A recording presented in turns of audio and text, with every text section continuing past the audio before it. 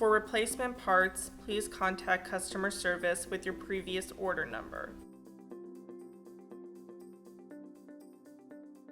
Begin with your curved pop-up fully expanded. The poles that run vertically are the straight poles.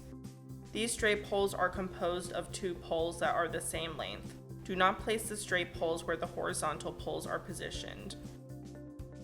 The poles that run horizontally are your curved poles.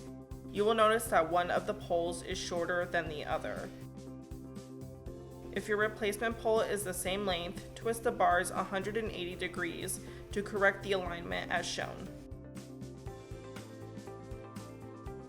If you have a damaged straight pole, just locate the four corners that each pole connects to. Remove the four screws holding the poles into place and pop out the damaged poles.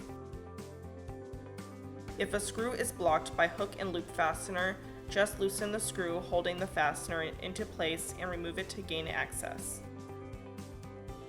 Grab your replacement poles and pop them into the same position as the broken one. Insert the screws and screw them tight. Remember to reattach the hook and loop fastener if you had to remove it. You can find a more in-depth video about replacing just a straight pole in our pop-up repair playlist. The curved poles are installed differently than our straight poles. Locate your broken curved pole and remove the four screws holding each pole end into place. Take note of how the poles are positioned and remove the broken pole.